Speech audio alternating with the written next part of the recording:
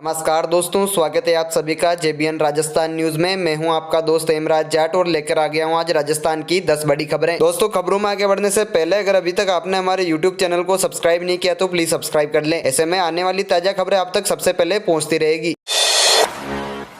राजस्थान में सर्दी के तेवर फिर से तेज होने लगे हैं। हिल स्टेशन माउंट आबू में कारों पर और मैदानों में बर्फ जम गई। यहाँ न्यूनतम तापमान 2 डिग्री के आसपास बना हुआ था, जो बुधवार को 0 पर पहुंच गया है। पिछले साल माउंट आबू में 14 दिसंबर के करीब बर्फ जमना शुरू हुई थी, लेकिन इस बार 14 दिन पहले ही सर्दी ने रिकॉर्ड तोड़ दिया है। राजस्थान के 32 शहरों में माउंट आबू सबसे ठंडा रहा। करीब 8 शहरों में रात के तापमान में 2 डिग्री सेल्सियस तक की गिरावट रिकॉर्ड की गई है। आबू के अलावा बाड़मेर, भीलवाड़ा, अजमेर सहित 9 शहरों में पारा 2 डिग्री सेल्सियस से नीचे आ गया है। मौसम विशेषज्ञों के मुताबिक राजस्थान में 5 दिसंबर से सर्दी के तेवर थोड़े और तेज हो सकते हैं। भारतीय रेलवे में नौकरी की तैयारी कर रहे युवाओं के लिए शानदार मौका है। रेलवे में 2521 पदों पर वैकेंसी निकली है, जिसके लिए 24 साल तक की उम्र के 10वीं पास उम्मीदवार रेलवे की ऑफिशियल वेबसाइट पर जाकर 17 दिसंबर तक ऑनलाइन आवेदन कर सकते हैं। रेलवे द्वारा निकाली गई बम्पर भर्ती में उम्मीदवारों का सिलेक्शन बिना परीक्षा के सीधे 10वीं पास के नंबर के आधार पर किया जाएगा। आयु की गणना का आधार 1 मई 2022 से रखा गया है। रिजर्व कैटेगरी को नियमानुसार छूट दी जाएगी। न्यूनतम आवश्यकता योग्यता के तहत छात्रों ने कक्षा 10वीं की परीक्षा न्यूनतम 50% अंकों के साथ उत्तीर्ण की हो।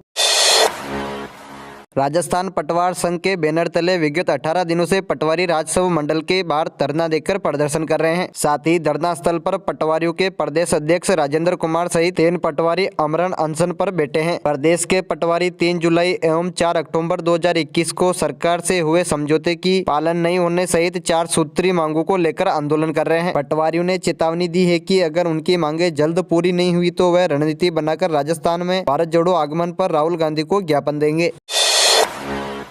राहुल गांधी की भारत जोड़ो यात्रा को लेकर दौसा जिले के कांग्रेसी बेसब्री से इंतजार कर रहे हैं। यात्रा को लेकर कांग्रेसी बेहद ही उत्साहित है। दौसा जिले की 5 विधानसभा में से 4 विधानसभा क्षेत्रों में होकर यात्रा गुजरेगी। चारों विधानसभाओं के विधायक कांग्रेस है तो वहीं 3 विधायक राजस्थान सरकार में मंत्री है। ऐसे में चारों विधायक दौसा जिले में भारत जोड़ो यात्रा का सफल इतिहास लिखने के लिए एडी से चोटी तक का जोड़ लगा रहे हैं।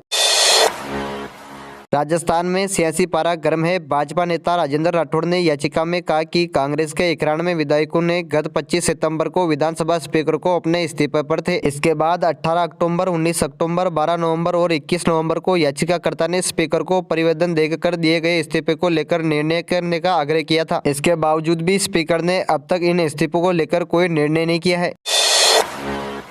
भारतीय किसान संघ के बैनर तले देशव्यापी आंदोलन के तहत लागत आधारित लाभकारी मूल्य सहित विभिन्न मांगों को लेकर दिल्ली के रामलीला मैदान में 19 दिसंबर को किसान गर्जना रैली का आयोजन किया जाएगा। इस रैली में देश भर के किसान शामिल होंगे। संगठन के प्राप्त अध्यक्ष माणकराम परिहार ने बताया कि भारतीय किसान संघ की 8 से 9 अक्टूबर को दिल्ली में आयोजित अखिल भारतीय प्रबंध समिति की बैठक में फसलों की बढ़ती उत्पादन लागत व लागत से नीचे फसल बिकने से किसानों पर बढ़ते कर्ज को लेकर चिंतन के बाद इसके समाधान को लेकर किसान गर्जना रैली की घोषणा की थी। उन्होंने बताया कि भारतीय किसान संघ किसानों को लागत आधारित लाभकारी मूल्य दिलाने को लेकर प्रयासरत है। राजस्थान के मुख्यमंत्री अशोक गहलोत और पूर्व डिप्टी सीएम सचिन पायलट के बीच का विवाद एक बार फिर से सुर्खियों में है। बीते दिनों कांग्रेस के संगठन महासचिव केसी वेणुगोपाल ने राजस्थान का दौरा करके दोनों नेताओं के बीच फिर से सुलह करवाने की कोशिश की, जिसके बाद ये विवाद कुछ दिनों के लिए खत्म होता दिखाई देने लगा है। हालांकि राजनीतिक एक्सपर्ट मानते हैं कि गहलोत और पायलट के बीच में विवाद पूरी तरह से खत्म नहीं हुआ है, बल्कि कुछ दिनों के लिए बयानबाजी पर रोक लगी है। दरअसल इस विवाद के तभी खत्म होने के संकेत है जब कांग्रेस आलाकमान राजस्थान संकट पर कोई ठोस निर्णय ले लेगा। इसके आसार भी भारत जोड़ो यात्रा के राजस्थान से गुजरने और गुजरात चुनाव के नतीजों के बाद लगाए जा रहे हैं। राहुल गांधी की भारत जोड़ो यात्रा के राजस्थान पहुंचने से पहले अशोक गहलोत ने प्रधानमंत्री नरेंद्र मोदी से मांग की है कि उनके राजस्थान मॉडल को अगर पीएम मोदी ने लागू किया तो देश की जनता को काफी फायदा होगा। गहलोत ने कहा कि वर्तमान में राजस्थान में जो योजनाएं चल रही है वो सिर्फ प्रचार नहीं है, लोगों के हितों को ध्यान में रखकर तैयारियां की गई है। जयपुर में 2 दिसंबर से 4 दिसंबर तक देश विदेश के जाने माने सर्जिकल डॉक्टर का एक बड़ा सम्मेलन होगा। सीतापुरा स्थित महात्मा गांधी हॉस्पिटल में होने वाले इस सर्जिकल फेस्टिवल में ऑनलाइन और ऑफलाइन 500 से ज्यादा डॉक्टर सेशन अटेंड करेंगे, जो सर्जरी की नई तकनीकी और जानकारी पर डिस्कशन करने के साथ ही अपने अपने एक्सपीरियंस शेयर करेंगे। 3 दिन चलने वाले इस सम्मेलन में पेट, liver cancer, pancreas, gall bladder संबंधित बीमारियों की जांच और इसके इलाज के बारे में विस्तृत चर्चा की जाएगी। इसमें राजस्थान के अलावा दिल्ली, मुंबई, चंडीगढ़, चेन्नई के अलावा विदेश से अमेरिका, बेल्जियम, जापान, जर्मन से भी डॉक्टर ऑनलाइन जुड़ेंगे।